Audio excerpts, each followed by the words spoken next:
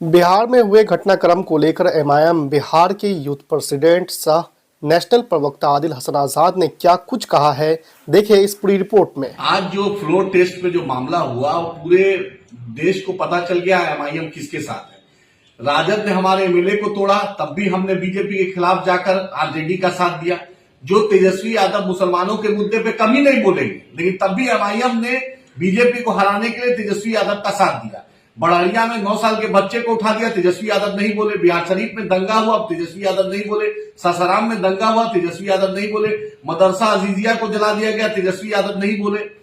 आप mob lynching हुई, तेजस्वी यादव नहीं बोले। अररिया में एसएसबी ने उठा लिया, तेजस्वी यादव नहीं बोले। मुसलमानों के मुद्दे पर आज तक तेजस्वी यादव नहीं बोलते हैं, लेकिन मेरे एमएलए को भी इन्होंने तोड़ा, तब भी हमने बीजेपी को हराने के लिए साथ दिया और हम पर बी टीम का इल्जाम लगता है। आज आपके सामने पता चल गया कौन बी टीम है कौन ए टीम है, ये आपके सामने जग जाइए। एमआईएम बीजेपी के खिलाफ थी, है और क्यामत की सुबह तक रहेगी इंशाअल्लाह ताला। हमारा स्टैंड क्लियर। सबका एमएलए को मुर्गी के दरबार की तरह बैठाया बंद किया जा रहा था। हमारा एमएलए अख्तर ईमान साहब अपने क्षेत्र में आवाम के बीच थे। यही एमआईएम की पहचान है, यही बैरिस्टर असदुद्दीन ओवैसी साहब की तरबियत है, यही एमआईएम का आइडियोलॉजी है। हम किसी के सामने न झुकते हैं न डरते हैं सिवाय अल्लाह के आगे। आज मैं पूछना चाहता हूं, तेजस्वी यादव जिस ए टू जेड की बात करते थे, आज ए टू जेड कहां है? आपका ए भी, आपका आर भी चला गया, आपका बी भी चला गया और आपका वाई भी चला गया। जिस कल तक खेला हो गए की बात करते थे, आज 3 एमएलए आपका चला गया। और एमआईएम पे इल्जाम, तेजस्वी यादव ये अहंकार तोड़िए। आप लालू जी में वो अहंकार नहीं था, लालू जी सबको लेके चलते थे। आपका स्पीकर साहब शहाबुद्दीन साहब की पुण्यतिथि में जाने में प्रोटोकॉल की बात करता है।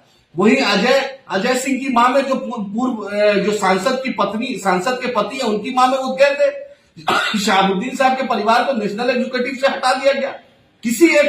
किसी एक मुसलमानों के मुद्दे पर तेजस्वी यादव नहीं बोलते। लालू जी का वक्त था तो तस्लीमुद्दीन साहब दिखते थे, शहाबुद्दीन साहब दिखते थे, अब्दुल गफूर साहब दिखते थे, लेकिन इनके वक्त में तो सिर्फ संजय यादव दिखते हैं, सिर्फ जगदा बाबू दिखते हैं, मनोज झा दिखते हैं। वक्त रहा तो मनोज झा भी उसके साथ वोट दे देते। ये परिस्थिति ऐसी नहीं बन रही है कि मनोज झा वोट नहीं दे रहे हैं। और संजय यादव, क्या बिहार में कोई यादव नहीं है जो आपके पास संजय यादव हरियाणा से लाना पड़े?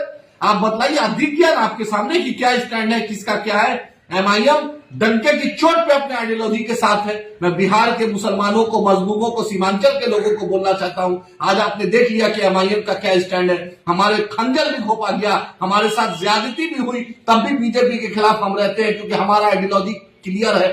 हम डर की राजनीति नहीं करते, हम इंसाफ की बात करते हैं। हम सीमांचल की लड़ाई लड़ते हैं, हम मजलूमों की लड़ाई लड़ते हैं, हम दलित, पिछड़ा, शोषित सबकी लड़ाई करते हैं। आज आपने देखा अख्तर ईमान साहब किस हिम्मत से बीजेपी के खिलाफ, उन्होंने सरकार के खिलाफ वोट दिया, अविश्वास प्रस्ताव में सरकार के खिलाफ वोट दिया और दिखलाया कि एमआईएम का क्या स्टैंड है।